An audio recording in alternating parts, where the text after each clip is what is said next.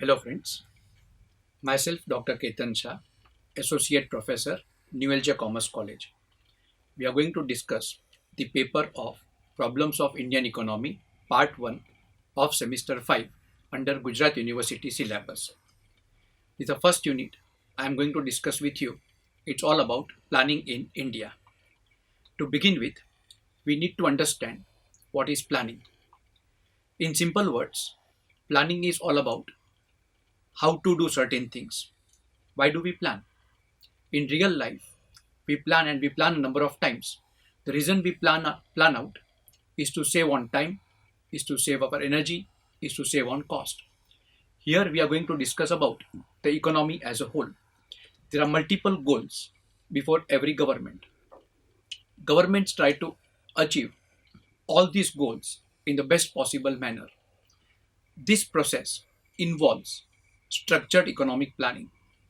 Planning now can be defined as a continuous process which involves decisions or choices about alternative ways of using available resources with the aim of achieving particular goals at some time in future. Some important words in this definition are: it's a continuous process. Number two, it's all about making choice. The reason we talk about choice making is this, that goals are multiple, but the resources needed to achieve those goals are scarce.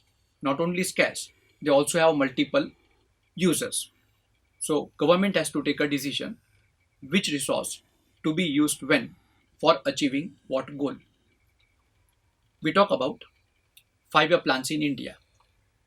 It's a well-known fact that India adopted 5-year planning system and implemented it from 1st April 1951. We have copied Soviet style or Russian style of planning.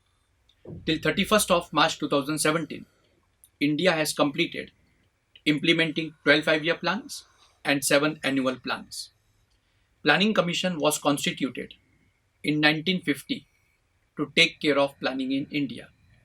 The role of Planning Commission was to design, to implement the plans, to take the feedback of the plans, and then to improve upon the consequent plans. The Modi government abolished Planning Commission and instituted Niti Aayog. Niti stands for National Institution for Transforming India, Niti Aayog, to bring about a drastic change in the structure of economic planning in India. In one of the videos, I am going to take up Niti Aayog in detail. For time being, let us have a look at the various characteristics of Indian plans.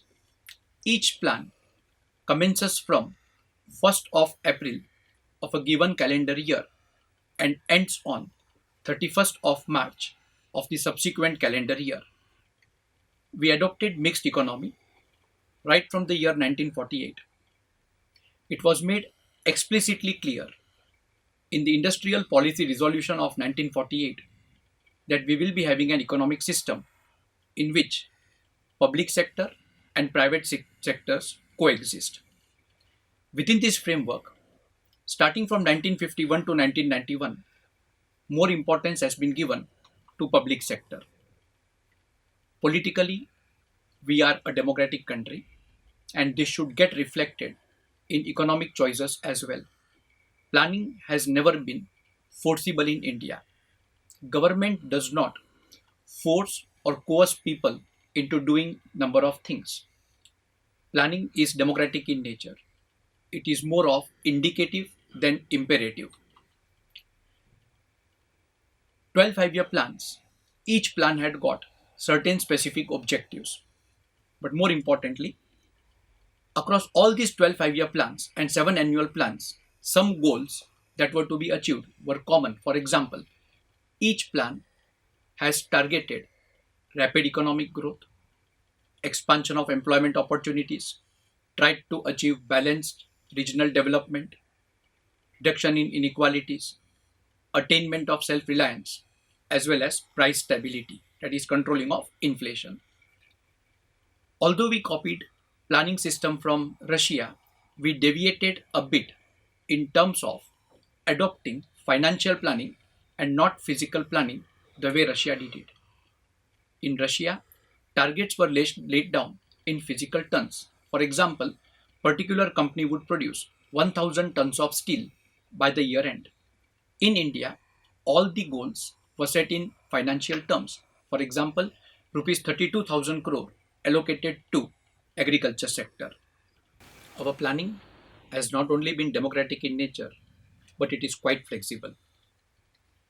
After becoming independent, the most important problem that India had to face was of partition. Fertile pieces of land in North India bordering Punjab went to Pakistan, and we faced acute shortage of food grains, cotton necessary for clothes. Not only that, rains too were very scanty during the first 4 years after independence. So it was but natural to accord highest priority to agriculture in the first 5 year plan. All the factors were favorable after we started our first 5 year plan.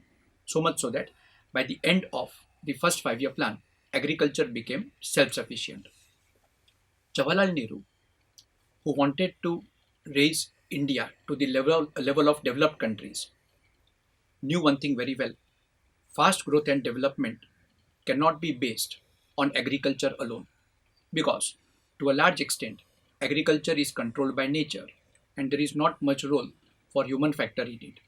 So, someday or the other, to speed up growth, industrial sector would have to be developed.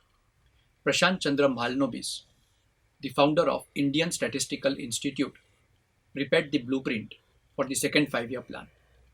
Starting from second 5 year plan to the end of seventh 5 year plan, we adopted what is known as heavy industry model. Heavy industries include industries like capital goods industries, basic goods industries, intermediate goods industries, and defense goods industries. By the end of seventh plan, India had become quite developed in industrial sector as well. Then came the economic crisis of 1990s, and we were forced to reform. We were compelled by the conditions to adopt LPG policy, liberalization, privatization, and globalization. Accordingly, the plans which have followed after the year 1991, starting from the 8th 5 year plan to the 12th 5 year plan, one can very easily read market orientation to planning, that is, giving a greater role to the private sector and government deliberately reducing its role. Thank you.